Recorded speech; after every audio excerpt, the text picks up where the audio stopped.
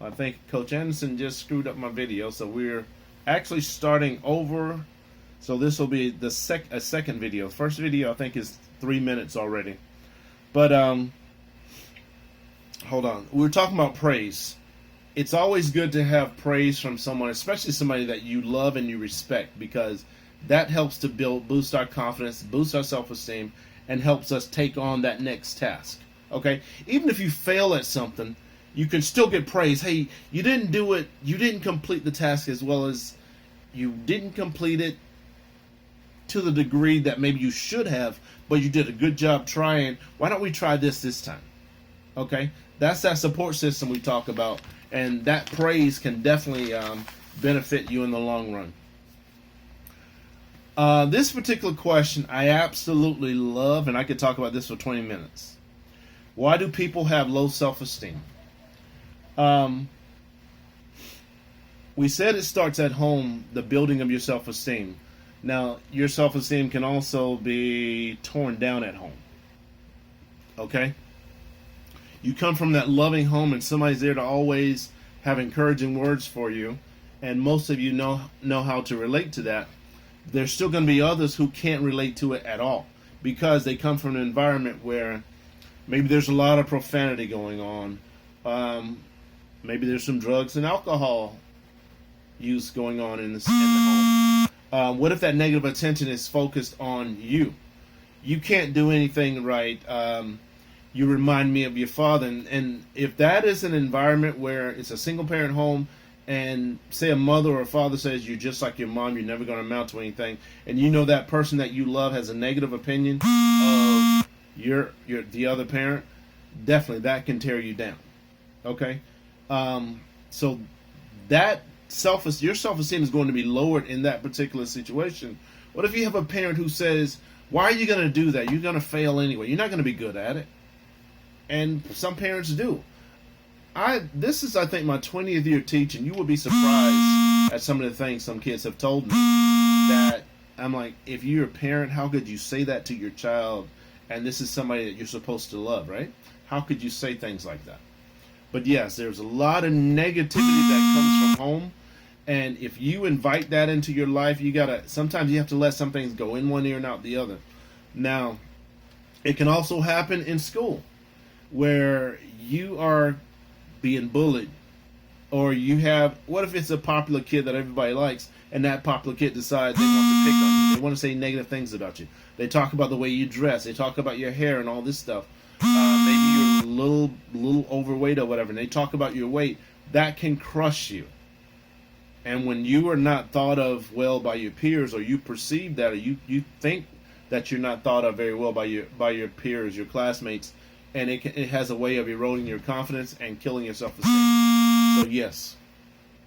Can middle school have an impact on self-esteem?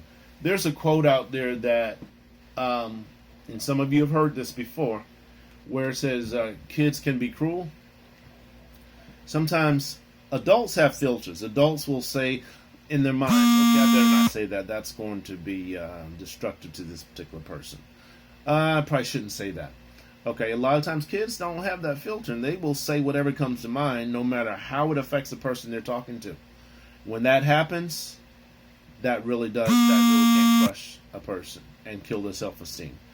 When you're in middle school too, your body's going through changes at that particular time, and those can be changes that you don't quite understand. Okay, why am I starting to sweat so much? Or you start to get body odor. Okay, and that is very natural. You start to get body odor, you sweat more, you gain weight, your voice might be squeaky because it's changing. But if you don't understand what's going on with your body, and then somebody starts to pick on you or whatever the case is, then that could affect your self-esteem. Okay, so you've got to understand and know what's going on with your body. If you have questions about it, you can find somebody to talk to. I'm a health teacher. You can talk to me about it. You can talk to a parent, whatever the case is. But you've got to know what's going on with your bodies and know that whatever happens, it's only temporary anyways. If you have a little bit of weight gain here or there, whatever, it's only temporary because you are becoming that adult person that you're going to end up being. Let's see. Middle school is a really tough time for kids. I like this particular question. I'm going to read this exactly as it is because I think the answer is pretty powerful. What happens when you have low self-esteem? The answer is you see yourself as less than or not good enough. You don't care about anything. Okay? People with low self-esteem, that's exactly how they think. I'm less than. I can't hang out with the cool kids because I'm not cool, because I don't come from anything. Maybe we were talking about people, especially in our community, we care more about our appearance, how we dress. Are we saying the cool things, the words, the phrases that are most popular today? What kind of hairstyle do I have? And we put a lot of stock in that. And sometimes, personally, I think it's great that we wear uniforms. You guys might not agree with me, but everybody cannot afford to wear $200 sneakers, or you wear this particular type of pants, or this is the particular top that you want to wear, but everybody can't wear that. So students tend to measure what they wear against what other kids wear. And if you know your parents can't afford that stuff, other kids know it, and then they start to pick on you, and things happen. I've known kids growing up who were picked on because of the way they dressed. And it was a guy in my neighborhood growing up, and he was picked on, and he decided he was going to go and create and commit some type of crime so that he could buy his own school clothes so that he wouldn't be picked on. And we were good friends, so he confided this in me. But long story short, he almost got killed trying to do something that was very illegal. He ended up getting shot at and all this stuff. So he did not get the money for whatever he was trying to get, the clothes he was trying to get. He wasn't able to get the money, so he had to wear what he had to wear. But it just goes to show you how we can make dumb decisions that could affect us for the rest of our lives. But this guy ended up getting shot at, and we will never know how close did he actually come to being hit by the bullet, or you never know if it went by his head. What if it had been a few inches to the right or left, or whatever the case? Could have been killed worrying about school clothes. Okay? True story. Believe it or not, we're kind of out of time. I'm going to rewrite this document, and some of the bigger questions that you guys had, I'm going to post those questions online, and you don't have to do anything with it. Just read it and review it, and just to serve as a background for what we're going to do for this particular week. All right, part of your self-esteem is in knowing yourself, know your strengths, know your weaknesses, know how to improve on those things that you're not good at. Okay?